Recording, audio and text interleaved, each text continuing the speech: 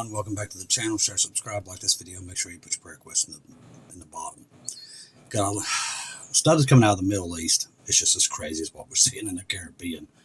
I'll be honest with you, folks. I don't know. I couldn't tell you.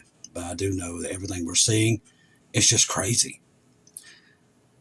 With everything we sent to the Caribbean tonight and today that's on its way, I don't think even people can understand truly what we've sent there. We're going to discuss the resources that's been sent down there. It's just like off the charts. But it's not only there. We're seeing it also, a lot of stuff's going into Qatar and Saudi Arabia. There's a lot of stuff happening in the Middle East, and I told you we'd talk about that tonight. I won't keep you long. We'll start in with also with more pressure on Israel. That seems to be the news coming out right now, and he has really put them in a bind. Now, Trump is not only putting pressure on Israel, Trump is now putting pressure on all sides wanting to be involved with the Gaza rebuilding, including Saudi Arabia, also the UAE. A source with the Saudi royal family to Israel media, there is an attempt by the Americans to involve Saudi Arabia and the UAE in managing Gaza, and we, Saudi, refuse. So Saudi Arabia is refusing to do this. Says we Saudis want the Palestinian Authority to take action. Remember, the whole world wants this two-state solution, which the Bible tells us. Without their involvement, will not intervene in the Gaza, neither directly nor indirectly. But keep in mind that the Palestinian Authority still has its pay-for-stay policy that pays Palestinians a lifetime of monthly money for being imprisoned or attacking or killing of the Israelis. Palestinian, I'll get out here in a minute, Authority operates the Martyrs Fund, known as the Families of Martyrs and Prisoners Institute, which provides funeral for families of Palestinians killed in this war with Israel, injured or imprisoned. The most recent confirmed rates as of 2024 and 2025, PAV for sentences under 3 years, 380 USD monthly. Sentences 3 to 6 years, 540 monthly. It's just crazy how much money they're bringing in. Released Palestinian prisoners get a priority PA jobs and continued monthly payments even if they're unemployed. Example, a family of terrorists serving 30 plus years. Listen to this. 30 plus years in a PAC in Israel prisons receives $3,240 per month for trying to kill Israelis. That's what they pay them. Whoever says crime doesn't pay isn't a Palestinian. In the West Bank, it does. Ain't that something? Egypt is an ally only on paper. There are conflict with and also complicit with Hamas. Egypt allowed weapons smuggling into the Gaza through the Philadelphia corridor. That's why Israel wanted to grab that Philadelphia corridor and shut it off. But already we're knowing that they're saying Hamas is getting weapons again from Egypt already. Egypt is not an ally of Israel.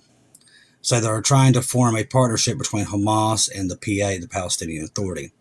The PA-Hamas partnership only guarantees more terror and instability.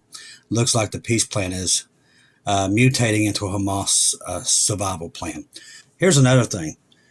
We can see right now that Egypt's been mobilizing a major army up on Israel's border, which Israel sees it. Now, they're saying that's a peacekeeping force, but once again, they're amassing a major army. So, like I said, in every corner of the earth right now, there's craziness everywhere. So let's get into Iran. We've kind of missed that one. Israel's army chief says war against Iran's not over, and it's not. The Bible tells us that. Iran plans to escalate provocations against Israel and the U.S. before the Saudi crown prince visits the U.S. and meets with the Trump on November the 17th through the 19th, where Trump hinted that Saudi Arabia may join the Abraham Accords. Iran views this establishment as a red line, enriching its influence and having Sunni Israeli ties, and Iran has a history of preemptive signaling, like Iran's October 2025 warnings to hit the U.S. bases if America aids any Israel strikes.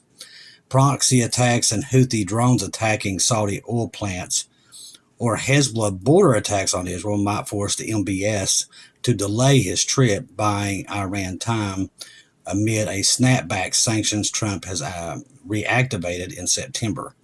The Gulf states like Qatar and Oman have mediated and de-escalating before, but Saudi's pivot towards normalizing with Israel is ticking off Iran. Trump faces a dilemma: back Israel fully and risk Iran's attacks on U.S. bases in Qatar, Jordan. Iran's recent threat is basically, if you also got to put in consideration their threats about the strait there, with all that oil coming through that strait. And still yet, if you go and check what the sea, how the ships are going in and out of there, it's still like they're trying not to hit landmines there or something. There's only a couple of them going in and out of there at a time. Used to be that it was free flowing through there, but it's not now. So there's something going on there. Let's see where this comes from.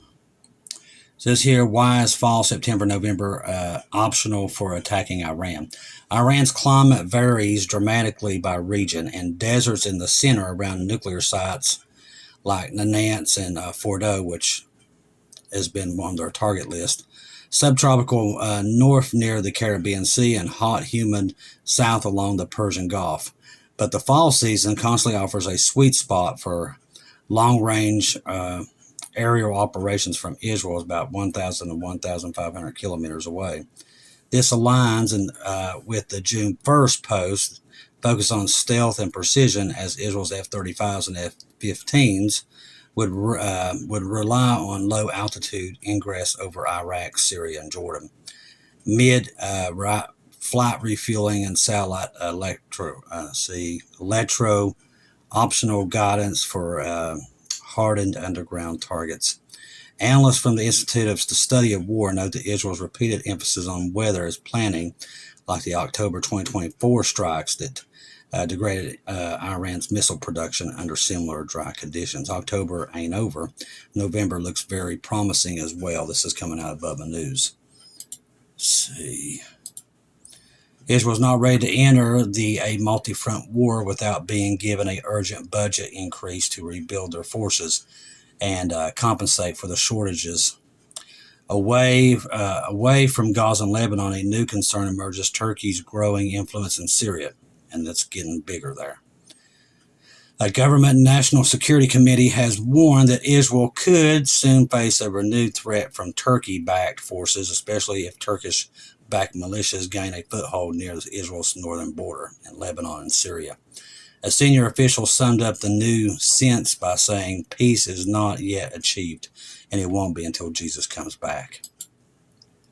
Last night, the IDF wrapped up what it says is the wildest military drill since the beginning of the war, simulating attacking along the Lebanon border, training for an attack scenario launched by Hezbollah, Turkish, and even Syrian forces, which could be at any time because all those forces are massing up on their border. Let's see, more stuff on this stuff with Venezuela. This is what I want to talk to you about, the Venezuela deal. Now, I want you to listen to this, how crazy. All right, so let me get back in here.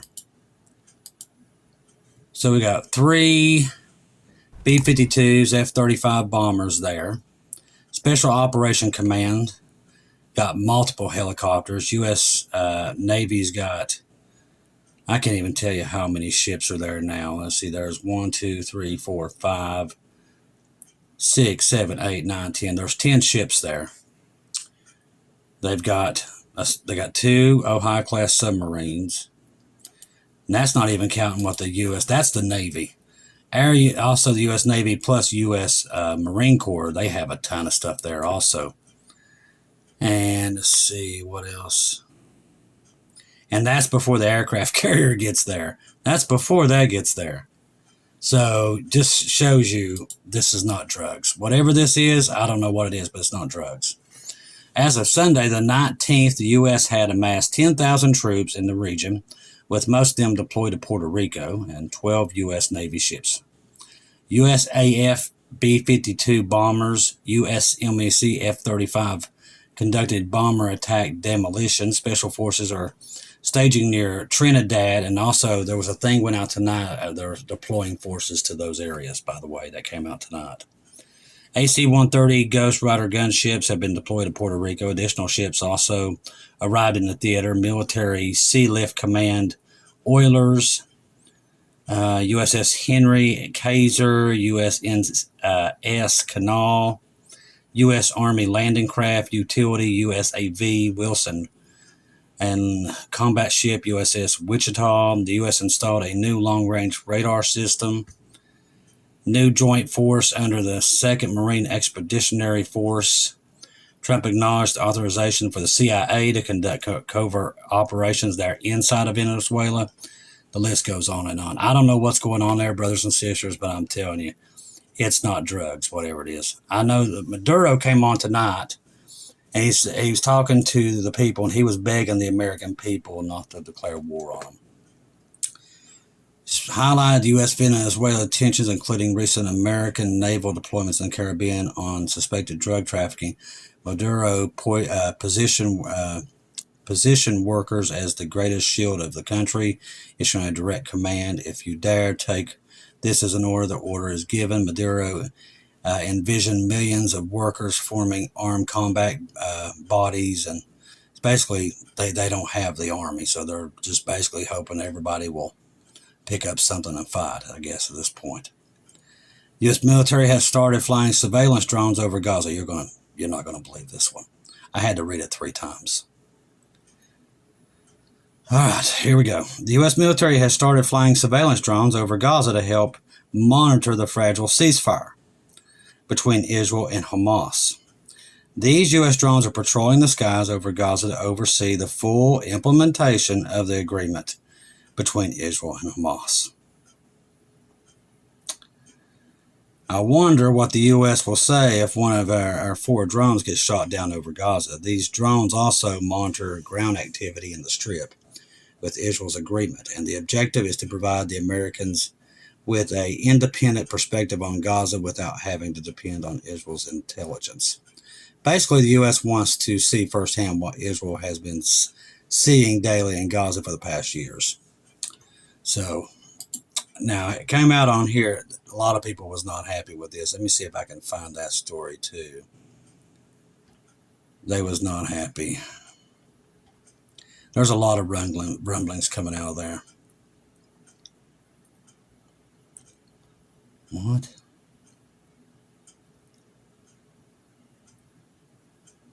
That's not it. Which may not be able to find it now. That was a really interesting. It was coming out from Israel. They wasn't too happy about the drones at all. All right, here's that one I was telling you about. The U.S. announced the deployment of troops to Trinidad and Tobago for military exercises.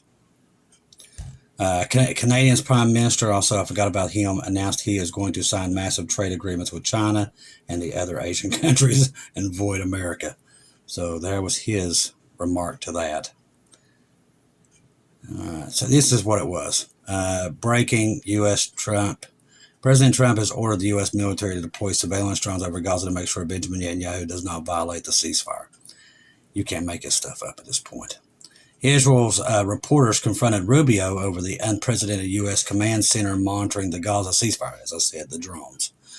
Does that mean Israel's military decisions are not taken in D.C.? Do we need permission from the Trump administration to respond to Hamas?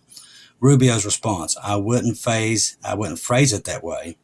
This has to do with basically we're all committed to making the plan work. There is no plan B. Who controls who? Israel is not Mystery Babylon. America is. So this is getting pretty nasty over there in Israel with this control that we're putting on top of them. Trump's ultimatum for Israel: annex the West Bank, lose U.S. support. So it's a direct threat against Israel. Let's see. Time Magazine's Eric reveals Netanyahu had learned to, I don't know what, I guess, placate Trump, knowing he can't defy him too far. But Trump drew a red line in the recent interview. If Netanyahu went ahead with an annex in the West Bank, Israel would lose all support for the United States. Like I said, dangerous stuff when you're trying to control God's country. And remember, he's got a lifelong signed contract with that land. I'm not talking about the Jews himself. I'm talking about his name is on Jerusalem, people. That's a promise he gave to Abraham, and everybody that's ever tried to step in and try to control that place, it has not boded well for them, and it's not boding well for us either. Our economy's in the toilet.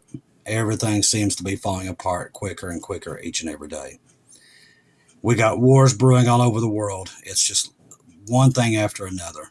But what the world trying to control Israel and putting pressure on them, it's going to backfire. When it does, it's going to be like that.